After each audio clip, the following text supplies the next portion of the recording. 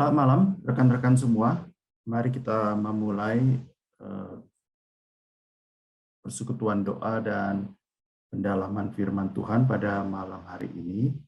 Beberapa hal yang ingin saya sampaikan. Pertama-tama adalah mari kita mute semua voice kita di Zoom ini.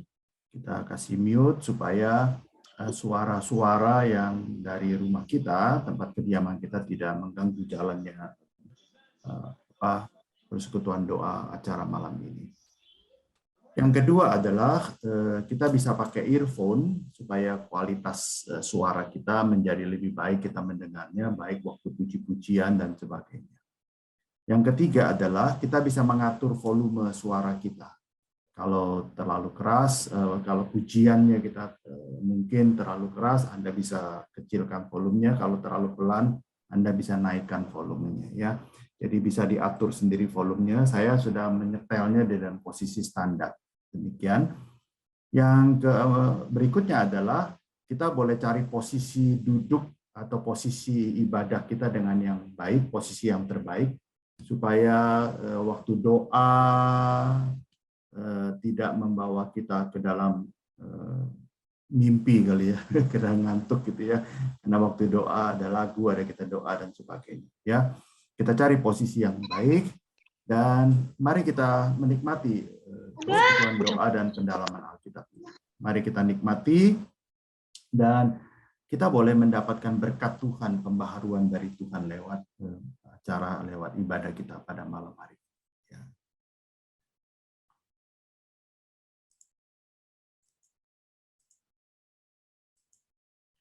Mari kita menikmati hadirat Tuhan, merasakan kekuatan dan pembaharuan dari Tuhan. Mari kita ambil saat teduh sambil merenungkan dalam hal apa kita paling merasa bersalah kepada Tuhan dan gagal menaati firman Tuhan. Dalam hal apa kita paling merasa capek batin, stres dan merasakan sendirian dan kesepian. Mari kita ambil waktu teduh di hadapan Tuhan.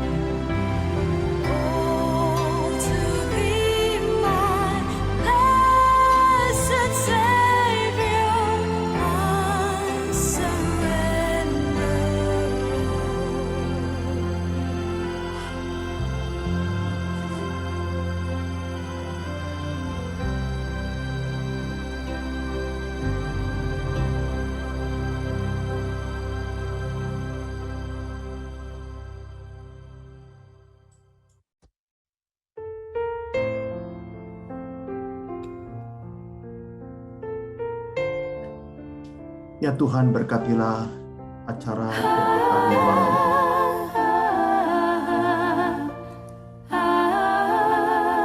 Demi nama Tuhan Yesus kami berdoa.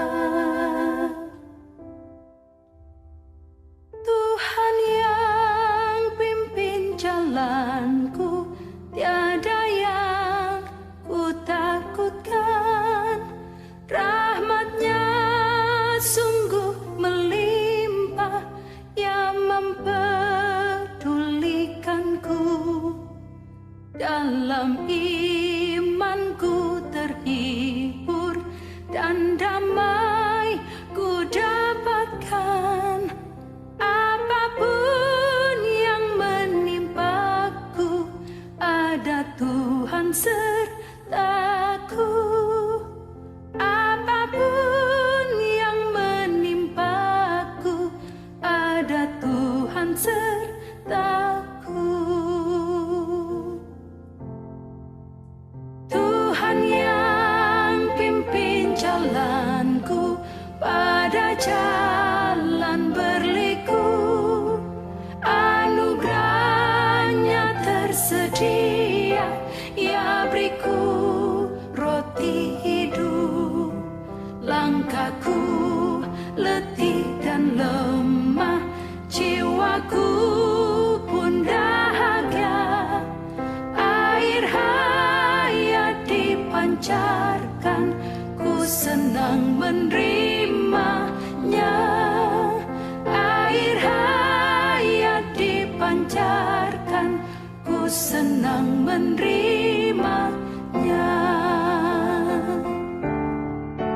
Tuhan yang pimpin jalanku dengan kasih limpah-Nya.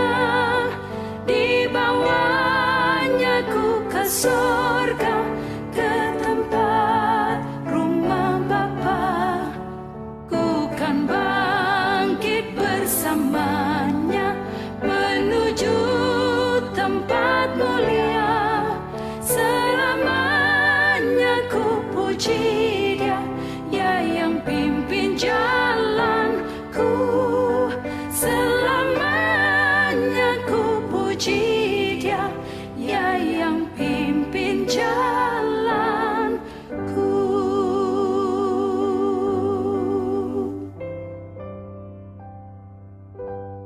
Mari kita berdoa bersama-sama. Ya Tuhan, terima kasih karena Tuhan selalu pimpin jalan hidup kami. Tuhan selalu pegang tangan kami.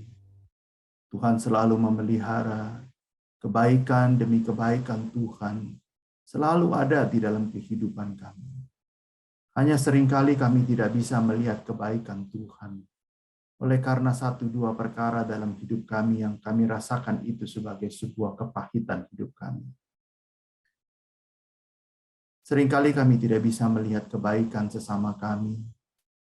Oleh karena juga barangkali ada 1-2 hal yang mengecewakan hidup kami. Tuhan, kami ingin teduh di hadapan Tuhan. Kami ingin masuk dalam doa sebagai pendoa-pendoa syafaat. Tetapi kami juga ingin mendalami firman Tuhan. Apa yang Tuhan ingin katakan. Bagaimana kami mengelola kejenuhan, capek batin kami, Tuhan. Terima kasih Tuhan. Ampuni salah dan dosa kami. Dan biarlah ibadah doa dan pendalaman firman Tuhan ini dapat menjadi satu kekuatan dan pembaharuan bagi kehidupan kami. Di dalam nama Tuhan Yesus, kami berdoa. Amin. Saudara-saudara, apa artinya jenuh? Jenuh itu artinya jemu, bosan, sumpek, capek batin, bukan capek fisik. Ada orang berkata capek batin, capek hati itu jauh lebih berat daripada capek badan. Jenuh juga berarti putus asa. Tidak mau melakukan apa-apa. Dan akibatnya bisa menarik diri, menyendiri, kesepian, dan lain sebagainya. Itulah arti jenuh. 2 Korintus 1 ayat 8 berkata, Sebab kami mau saudara-saudara supaya kamu tahu akan penderitaan yang kami alami di Asia Kecil. Beban yang ditanggungkan atas kami adalah begitu besar dan begitu berat, sehingga kami telah putus asa juga akan hidup kami. Saudara-saudara, Rasul Paulus, rasul sekelas Paulus saja bisa mengalami keputusasaan. Dia mengalami satu beban berat, karena yang ditanggungkan kepada dia seolah-olah jauh melampaui kapasitas dia. Paulus dengan jujur berkata, dia bukan manusia super. Dia bukan seorang rasul yang hebat. Tapi dia juga seorang manusia biasa. Dia juga mengalami putus asa dan seterusnya. Mazmur 103 ayat yang kelima berkata begini. Dia yang memuaskan hasratmu dengan kebaikan, sehingga masa mudamu menjadi baru seperti pada burung rajawali. Bagaimana Tuhan memuaskan hidup kita? Ada yang menerjemahkan hasrat ini adalah dengan hidup. Bagaimana Tuhan memuaskan hidup kita? Yaitu dengan kebaikan-kebaikan, baik kebaikan Tuhan maupun kebaikan dari sesama kita. Nanti kita akan coba lebih lagi merinci ayat ini. Tapi satu ayat yang indah sekali bahwa Tuhan memuaskan hidup kita. Tuhan memperbaharui hidup kita dengan kebaikan demi kebaikan Tuhan. Saudara-saudara, apa sih makna dari kejenuhan itu? Kejenuhan itu yang pertama-tama adalah manusiawi. Jadi kalau teman-teman merasa capek, bosan, sumpek, itu bersyukurlah. Karena itu tandanya kita masih manusia. Kalau kita udah nggak capek, nggak sumpek, nggak jenuh, nggak boring, nggak burn out, dan sebagainya, berarti kita mungkin sudah tidak lagi manusia. Ya.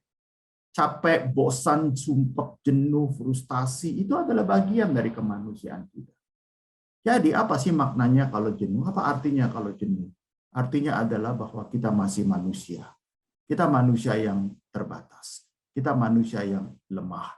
Jadi sumpek, jenuh itu adalah tanda kita manusia. Kalau kita marah, itu juga tanda kita manusia.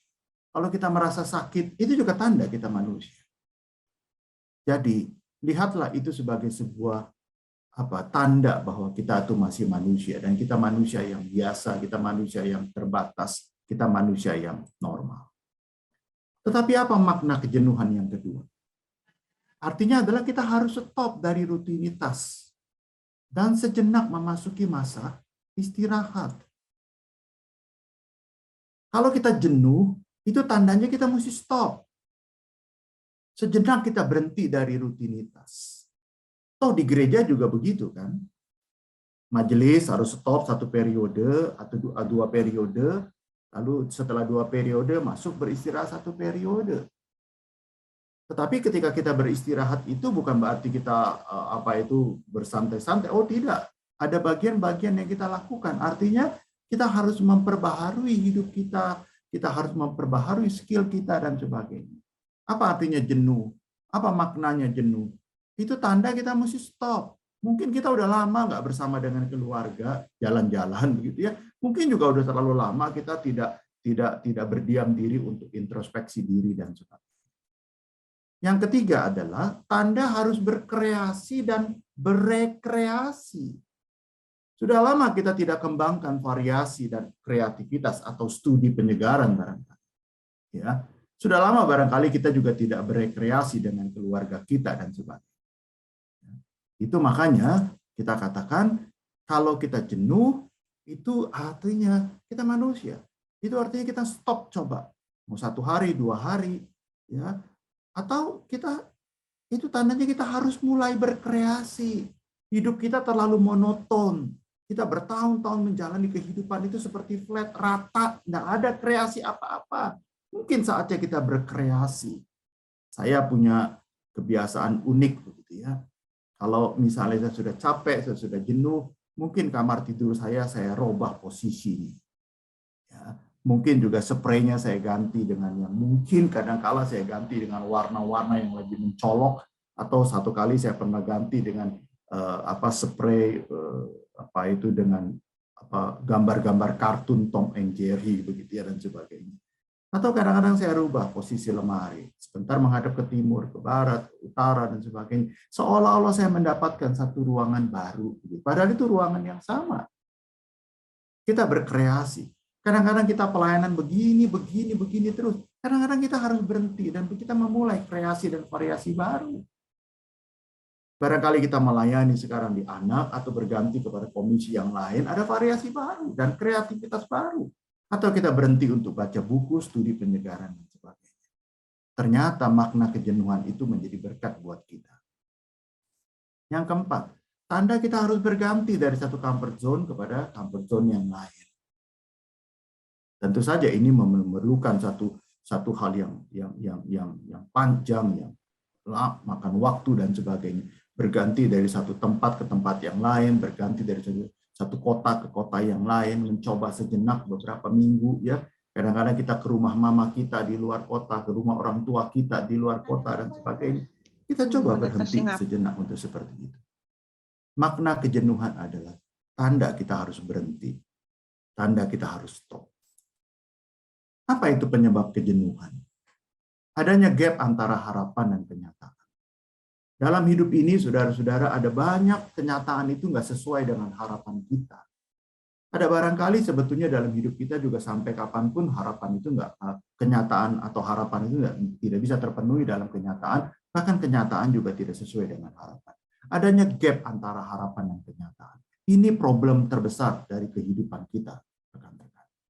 Adanya gap. Mungkin harapan kita mendapatkan posisi tertentu, tapi faktanya tidak. Mungkin harapan kita bisa berfungsi, tapi ternyata realitasnya tidak dihargai. Mungkin kita punya ambisi, kita punya prestasi, kita punya target, tapi realitas yang ada di lapangan tidak demikian. Mungkin kita berharap kita mendapatkan anak yang seperti ini, sekolah seperti ini, menjadi seperti ini, ternyata tidak. Mungkin kita juga punya harapan bahwa pasangan kita seperti ini, seperti itu, tapi realitasnya tidak sesuai dengan harapan. Itulah yang seringkali menyebabkan kejenuhan dan kefrustasian dalam kehidupan kita. Saya pernah mendengar satu khotbah pendeta Erastus, saya kira ini benar, begitu ya. Kadang-kadang kita kecewa dengan gereja. Kenapa? Karena ada harapan yang nggak tercapai ketika kita pergi ke gereja. Harapan dan realitas itu berbeda. Kita pergi ke gereja, harapan kita adalah seperti ini. Tapi ketika kita ke gereja, kita bertahun-tahun berjemaat, tapi kenyataannya kok tidak tercapai harapan itu. Kadang-kadang kita mencari Tuhan Yesus punya harapan, tapi harapan itu nggak tercapai. Ternyata realitasnya berbeda. Katanya begini, ada orang ke gereja cari kesembuhan. Salah, ke gereja jangan cari kesembuhan. Ke gereja bukan cari kesembuhan, ke rumah sakit kalau mau cari kesembuhan. Katanya begitu. Ada orang ke gereja cari berkat, cari rezeki. Salah, bro, salah sis katanya. Kerja baik-baik, jangan gampang menyerah jika sedang diproses. Jangan gampang menyerah, jangan gampang pindah-pindah perusahaan dan sebagainya. Jadi salah kalau kita ke gereja cari berkat, cari kesembuhan, cari yang lain yang bukan. Nah, ke gereja itu mencari firman Tuhan, ke gereja mencari kebenaran, ke gereja mencari kebaikan, ke gereja mencari kekekalan untuk menjadikan kita orang benar, supaya waktu kita sembuh atau waktu kita kaya, kita tetap jadi orang benar. Atau waktu kita gagal, waktu kita tidak sembuh, waktu kita mungkin juga mengalami jalan yang macet, kita tetap jadi orang benar. Saya kira ini adalah bagian yang indah. Kita ke gereja cari firman Tuhan. Maka semuanya Tuhan bilang akan ditambahkan. Tapi kalau kita mencari kesembuhan, cari berkat, cari yang lainnya di luar kebenaran, di luar Tuhan itu sendiri, maka segalanya tidak akan ditambahkan. Kalau kita mencari yang utama, maka semuanya akan ditambahkan. Maka solusinya bagaimana kalau kita jenuh oleh karena gap harapan dan fakta? Yang pertama-tama adalah kita harus objektif. Bahwa kenyataan memang banyak yang tidak sesuai dengan kenyataan. Harapan banyak yang tidak sesuai.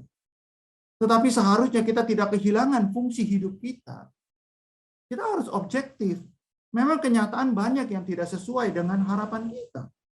Tapi jangan membuat itu semuanya akhirnya kita kehilangan fungsi kita, kehilangan harga diri kita, kehilangan kita sukacita hidup kita. Yang kedua, Akan selalu ada gap antara harapan dan realitas. Selalu ada gap antara harapan dan realitas. Gap inilah yang Tuhan pakai untuk membentuk kita menjadi lebih tangguh dan bersyukur. Saya kira ini pelajaran yang indah yang saya dapatkan. Gap itu Tuhan biarkan. Kalau semuanya sesuai dengan harapan kita, maka kita nggak akan pernah lagi mau bekerja keras, mau diproses dan sebagainya. Dan Tuhan pakai gap itu untuk melatih kita menjadi lebih tangguh dan berjiwa syukur. Yang ketiga adalah, sangat mungkin realitas yang tidak sesuai dengan harapan ternyata jauh lebih baik ketika sesuai dengan harapan. Sangat mungkin ini. Dan solusi yang keempat adalah, oleh sebab kenyataan seringkali tidak sesuai dengan harapan, apakah karena itu maka hidup kita seumur hidup mengeluh terus, bersungut-sungut terus? Apakah juga lantas akhirnya karena kita ke gereja tidak memenuhi harapan kita, apakah kita menyalahkan Tuhan dan kita ke gereja dengan penuh sungut-sungut terus? Bukankah itu adalah Tuhan sedang melatih kita untuk kita hidup dan belajar untuk berterima kasih dan bersyukur? Karena fakta ternyata yang tidak sesuai dengan harapan jauh lebih baik ketika sesuai dengan harapan. Ingat ilustrasi 90-10. 10% adalah kehidupan yang dibuat oleh hal-hal eksternal yang terjadi atas kita. Kita tidak dapat mengontrol yang 10% itu. Tetapi 90% ditentukan oleh bagaimana kita bereaksi memberi tanggapan atas 10% itu. Ini filosofi 90-10. 10% dalam hidup kita nggak bisa kuasai, rekan-rekan. 10% dalam hidup kita nggak bisa prediksi. 10% dalam hidup kita nggak tahu apa yang akan terjadi. Ya, kita tidak bisa mencegah mobil mogok, kita tidak bisa mencegah kopi tumpah, kita tidak bisa mencegah pesawat delay, kita tidak bisa mencegah COVID-19, kita nggak bisa mencegah itu. Tetapi 90% kita bisa menentukan sikap kita atas 10% yang tidak bisa kita cegah itu. Apakah kita mau marah-marah membabi buta seperti orang gila karena pesawat delay? Apakah kita langsung marah-marah dan menghantam lalu memaki-maki, ribut dengan orang lain oleh karena mungkin karena kopi tumpah atau mobil mogok dan sebagainya? Ingat 90%. Sayangnya kita seringkali dikuasai oleh yang 10%, bukan yang 90%. Mari kita menguasai diri kita dengan 90%. Yang kedua, mengapa? Sebabnya kita jenuh. Karena kita memiliki kebiasaan berpikir yang negatif. Tidak puas. Standar ego kita jadi ukuran. Dan kalau kita udah nggak puas, akhirnya kita membanding-bandingkan dengan masa lalu. Pengkhotbah 7 ayat 10 bilang, orang kalau lagi frustasi pasti bilang masa lalu lebih baik daripada masa sekarang. Orang Israel bilang di Mesir lebih baik daripada di padang gurun atau tanah perjanjian dan sebagainya. Seringkali seperti itu. Zaman Orde Baru lebih baik daripada zaman sekarang. Selalu dalam keadaan frustasi kita bicara seperti itu. Akhirnya kita tidak bisa melihat kebaikan, tidak bisa bersyukur, tidak bisa belajar memberi simpati dan empati untuk orang lain. Pikiran negatif dan bersungut-sungut bisa menjadi racun di dalam pelayanan kita dan hidup kita. Solusi atas penyebab yang kedua. Mari kita belajar puas dengan apa yang dikerjakan selama ini. Jangan bandingkan hasil talenta orang lain. Jangan bandingkan dengan orang lain. Inilah hasil kita, inilah pekerjaan kita. Tidak membandingkan dengan masa lalu. Selalu melihat sisi kebaikan. Membuat pikiran kita selalu mengarah kepada hal yang positif. Selalu melihat kebaikan. Mazmur 103 ayat 5 bilang, dia yang memuaskan, artinya mengenyangkan. Hasratmu, ada yang menerjemahkan dengan hidupmu. Dengan apa? Dengan kebaikan. Dan selalu ada kebaikan di tengah-tengah hal yang tidak menyenangkan kita. Kalau kita lihat selalu yang jelek, yang negatif, maka pasangan kita juga negatif, anak kita negatif, tetangga kita negatif, gereja kita negatif, Tuhan kita negatif. Tapi kita lihat kebaikan-kebaikan Tuhan. Toh kita bisa hidup sampai dengan sekarang. Itu semuanya karena anugerah Tuhan. Dan kalau kita selalu melihat kebaikan demi kebaikan, maka kita selalu melihat relasi kita tuh selalu hangat, selalu baru. Seperti pada burung Raja Wali. Kalau kita selalu melihat kebaikan anak, kebaikan pasangan kita, kebaikan suami kita, kebaikan istri kita, kita selalu merasakan relasi itu baru. Kita tidak mengingat-ingat kejelekannya dan sebagainya. Maka Mazmur ini dikatakan dengan sangat indah, Tuhan mengajar kita untuk bersyukur dan berpikir positif dengan cara selalu lihat sisi baiknya. Di Alkitab, kebaikan Tuhan itu jauh lebih banyak dibandingkan dengan murka Tuhan, dengan hukuman Tuhan dan sebagainya. Pengampunan Tuhan, kasih Tuhan, kebaikan Tuhan, berkat Tuhan jauh lebih banyak daripada murka Tuhan, hukuman Tuhan dan sebagainya. Yang ketiga, kenapa kita jenuh? Mungkin kita nggak pernah istirahat untuk recharge baterai aja, kalau habis mesti dites ya, mesti dicas ulang. Tiada penyegaran, sehingga akhirnya hidup kita, pelayanan kita stagnasi, dan akhirnya kita menjalankan semuanya sekedar tugas saja sudah. Kita kehilangan hati dan kita kehilangan visi. Bagaimana solusinya? Stoplah sejenak, lakukan penyegaran, fokus dalam satu aktivitas dan tingkatkan kualitas. Kalau saya sedang cuti, saya minta maaf kepada jemaat dan majelis. Dalam 2 minggu cuti atau 1 minggu cuti, ada masanya 2 hari saya betul-betul off handphone. Saya minta maaf kalau nggak bisa dihubungi. Tapi hari berikutnya pasti saya akan hubungi lagi, nyalakan lagi. Tapi saya merasakan indahnya hidup ini tanpa handphone. Indahnya hidup ini tanpa handphone. Sangat menyenangkan. Dan saya bisa mendengar suara anak saya, suara istri saya, suara orang di sekitar saya, dan sebagainya. Dan saya mulai melihat istri, melihat anak, melihat keluarga. Ketimbang melalui lihat handphone terus setiap hari dan sebagainya. Saya bisa melihat pantai, saya bisa melihat gunung, dan sebagainya. Yang keempat, kenapa kita jenuh? Karena kita sendirian mungkin. Tidak ada support group, tidak ada kelompok pendukung. Kita nggak punya teman rohani, kita nggak punya teman doa. Saudara-saudara, saya mau tanya kepada kita punya teman doa? Kita punya teman sharing. Kalau kita bermasalah, kita capek, kita jenuh, kita sharing ke dia. Kalau kita berhasil, kita sharing tanpa dicap sombong. Kalau kita gagal, kita sharing tanpa dihakimi. Itulah spiritual friend. Itulah prayer friend, teman doa kita. Pelayanan itu adalah teamwork, bukan kompetisi. Punya nggak kita teman doa? Solusi atas penyebab yang keempat ini.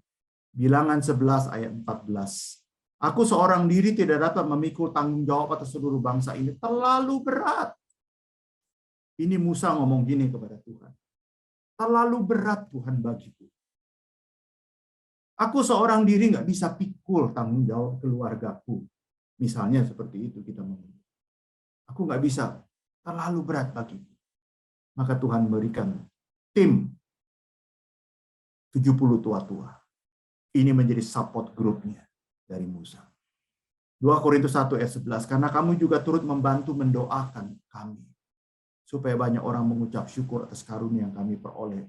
Berkat banyaknya doa, jemaat doakan para pendeta, jemaat doakan para penginjil, jemaat doakan lause. Terlalu berat mungkin, mereka nggak bisa ngomong. Ya, jemaat mendoakan majelis, majelis mendoakan jemaat, semua saling mendoakan. Supaya apa? Kita nggak merasa capek sendirian. Karena kita punya teman-teman yang mengerti kita.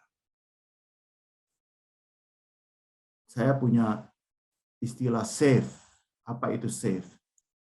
Yang pertama space to share. Ada ruangan kita sharing. Sekali-kali majelis mendengar para hamba Tuhan mendengar majelis. Majelis mendengar jemaat mendengar majelis, mendengar guru kepala minggu. Ada space to share, ada ruangan untuk sharing. Ya, yang kedua, terima, jangan menghakimi, accept one another. Ya, yang ketiga, fix not thy brother, artinya dengarkan, jangan cepat-cepat. Oh, jangan boleh, kamu begitu saja, kamu enggak, dengarkan saja sudah. Dan yang terakhir, encourage, edify to build up, artinya menyemangati. Ayo kita bangkit lagi bersama-sama.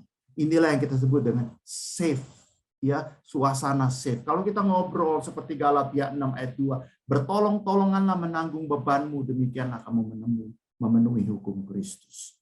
Saling bertolong-tolonganlah dalam suasana safe ini. Yang jatuh kita angkat, bukan dihakimi dan sebagainya. Yang kelima, tidak memiliki lagi silent time sama Tuhan. Mengapa kita jenuh, saudara-saudara? Karena kita nggak memiliki lagi silent time dengan Tuhan. Ya, kita tidak lagi memiliki silent time. Kita nggak punya lagi waktu teduh. Masih baca Alkitab, teman-teman, saudara-saudara? Setiap pagi, setiap malam mungkin kita baca Alkitab dulu waktu kita jadi orang Kristen pemula. Tapi sekarang mungkin terlalu sibuk, kita nggak punya lagi silent time. Manusia terdiri dari tubuh, jiwa, dan roh. Ketiga dimensi ini perlu seimbang. Tubuh perlu istirahat, itu namanya physical rest. Ya, berhenti sejenak, duduk, tarik napas dalam, istirahat atau tidur. Jiwa perlu rest. Ini yang disebut dengan psychological rest. Berhentilah sejenak, relax, holiday, ya, refreshing, ya. Atau yang ketiga, rohani juga perlu spiritual rest. Berhenti sejenak, quiet time, bermeditasi, kontemplatif, intimasi dengan Tuhan. Pada waktu kita saat teduh, 30 menit setiap hari. Itu adalah spiritual rest kita di hadapan Tuhan. Mungkin kita capek dan jenuh. Banyak persoalan. Sebetulnya persoalan dari dulu juga ada dalam hidup kita. Tapi dulu kok kita kuat menghadapi persoalan itu. Sekarang kok kita tidak kuat menghadapi persoalan itu. Sebetulnya oleh karena mungkin kita nggak punya waktu dengan Tuhan. Sehingga sumber kekuatan itu tidak mengalir dalam kehidupan kita. Mari kita kembali memulai spiritual rest. Kontemplasi, evaluasi, sejenak melihat kembali akrab dengan Tuhan. Matius 11 ayat 28, marilah kepadaku semua yang letih lesu dan berbeban berat, aku akan memberi kelegaan kepadamu.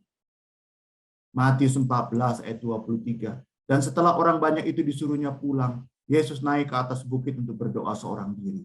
Dan ketika hari sudah malam, ia sendirian di situ. Waktu setiap hari Rabu, kita berhenti jam 7. Itu juga adalah spiritual rest. Mari kita taruh ini menjadi sebuah tempat bagi kehidupan kita istirahat. Saya menulis beberapa hari yang lalu di renungan. Raja Wali itu berhenti dan dia melakukan transformasi diri untuk menjalani kehidupan yang lebih panjang. Mari kita seperti burung Raja Wali. Kita nggak mau mati. Kita nggak mau mati iman, mati semangat. Enggak. Tapi kita menjalani transformasi, walaupun itu menyakitkan. Tapi kita menjadi hidup yang produktif dan menjadi berkat lagi. Mazmur 103 ayat 5. Dia yang memuaskan hasratmu dengan kebaikan.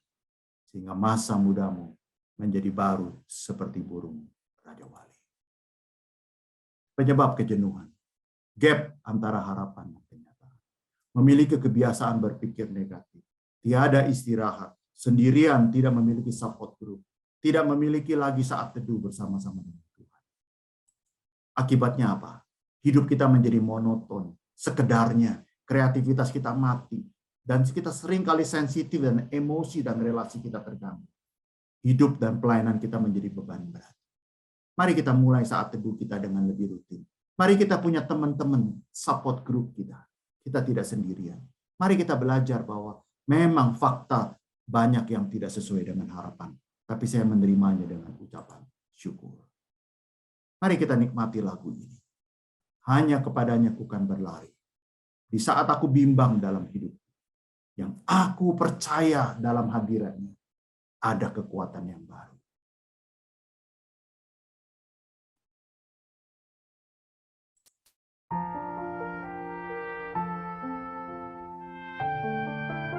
Mari kita nikmati hadirat kita.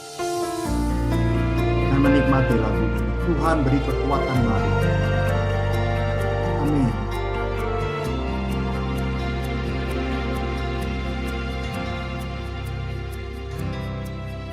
Hanya kepadanya ku kan berlari di saat ku bimbang dalam hidupku. Yang aku percaya dalam hadiratnya ada kekuatan yang baru.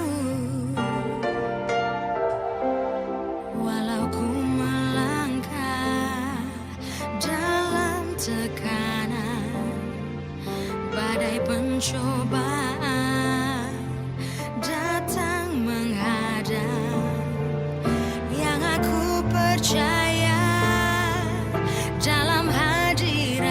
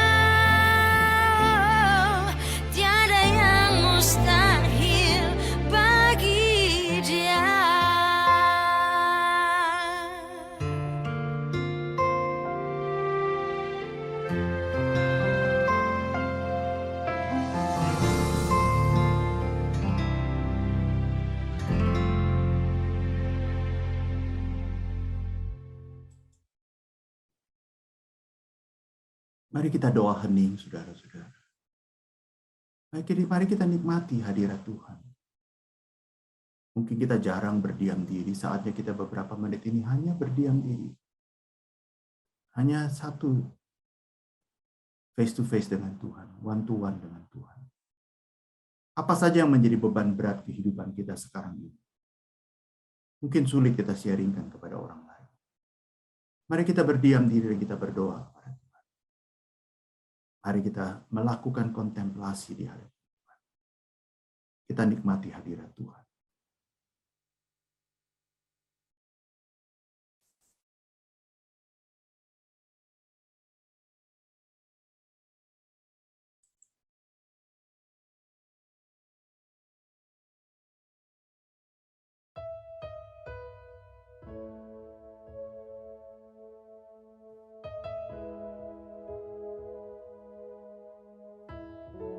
Terima kasih Tuhan.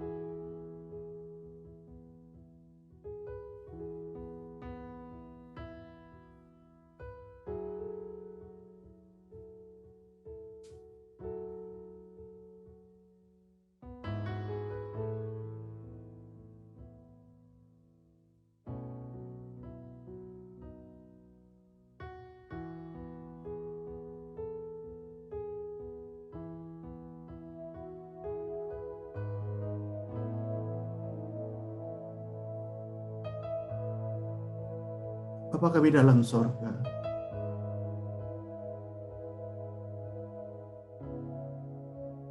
ada banyak kenyataan tidak sesuai dengan harapan kami. Tapi kami tidak mau bersungut-sungut, marah. Kami mau belajar mensyukuri semua itu sebagai sebuah tempat di mana Tuhan mendidik kami. Dan ternyata harapan yang tidak sesuai dengan kenyataan jauh lebih baik kalau itu sesuai dengan kenyataan. Kami belajar untuk bersyukur dan berterima kasih dan menikmati apa yang ada pada kami hari ini.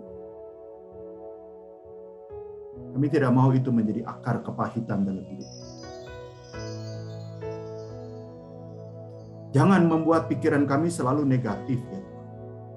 Lihat apa saja selalu dari sisi negatif. Kami tidak pernah melihat kebaikan siapapun dalam hidup kami. Ampuni kami itu.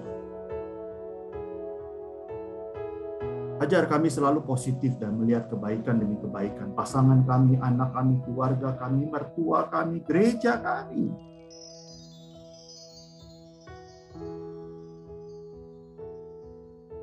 Ajar kami Tuhan untuk punya teman. Teman doa. Teman rohani di mana kami bisa sharing dan saling menguatkan. Kalau kami harus berhenti karena capek ya Tuhan, kami berhenti sejenak. Mungkin kami juga nggak punya lagi saat teduh dengan Tuhan. Sudah lama kami nggak buka Alkitab. Kami nggak punya lagi saat hening, hanya berdua dengan Tuhan. Rohani kami kering oleh firman Tuhan. Walau kami begitu aktif dalam berbagai kegiatan, isilah bejana rohani kami yang udah lama tidak ada firman Tuhan ini. Terima kasih ya Tuhan.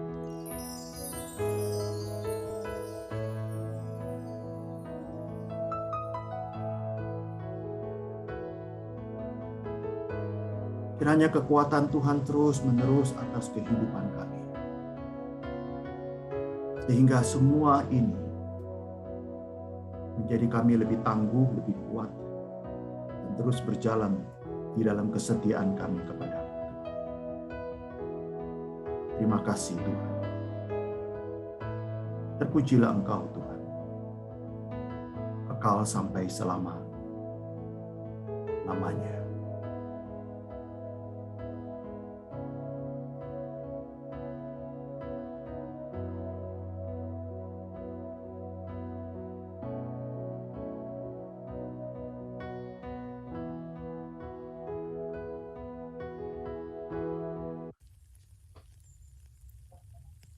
Saudara-saudara, mari kita berdoa dan bersyukur untuk kebaikan Tuhan, dan kita memohon pengampunan dari Tuhan.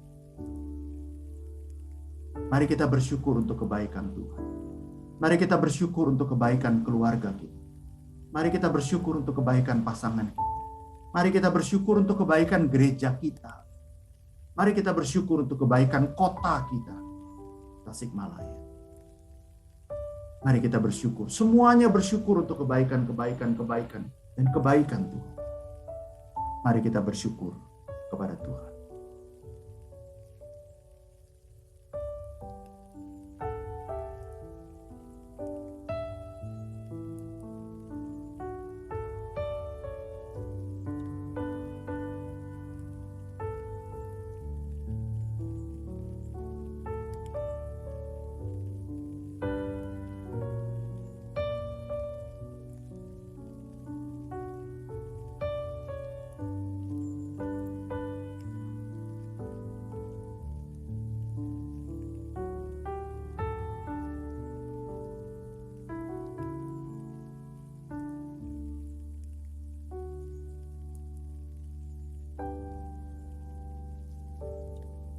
Mari kita berdoa buat kesehatan jemaat GKI Sion Tasikmalaya. Agar keluarga besar GKI Sion Tasikmalaya ini satu keluarga besar, saling mengasihi, saling memperhatikan, saling menolong, saling mengingatkan satu dengan yang lain. Satu keluarga menjadi teman doa, menjadi sahabat doa. Mari kita berdoa untuk para hamba Tuhan, majelis, diaken, kita doakan aktivis, guru sekolah minggu, pengurus wanita, dan sebagainya. Mari kita doakan bersama-sama. Mari saudara-saudara, kita doakan satu hati untuk topik doa ini. Terima kasih.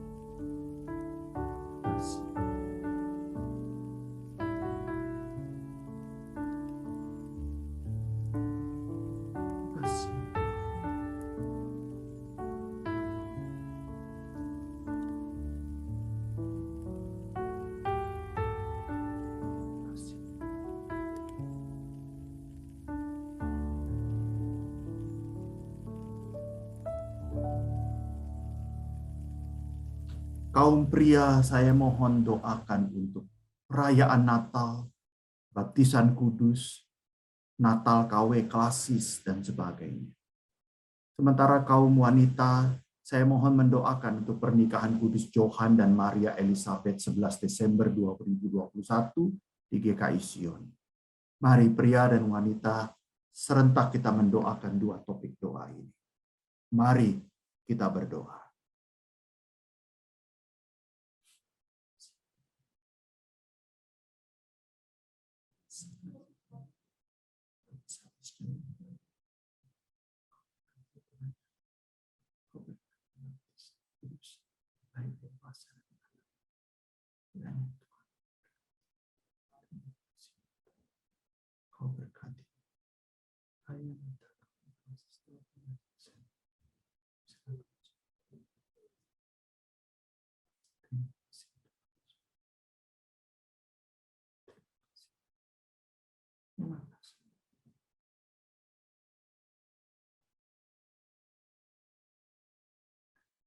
Bapa di sorga, alangkah indahnya kalau kami lebih banyak berdiam diri di hadapan Engkau dalam doa-doa pribadi kami.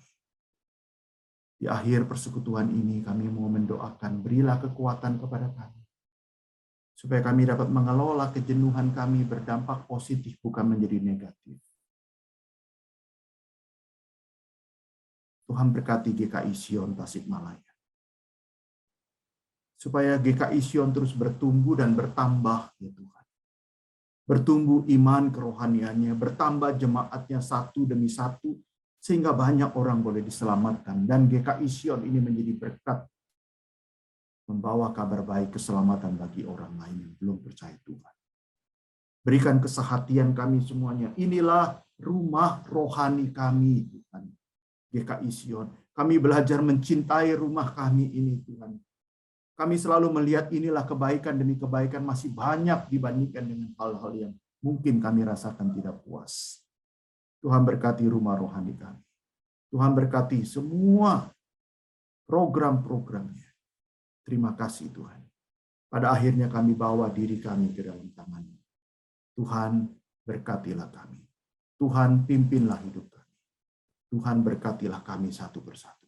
Keluarga kami, bisnis kami, pekerjaan kami, toko kami, restoran kami, keluarga kami, Tuhan.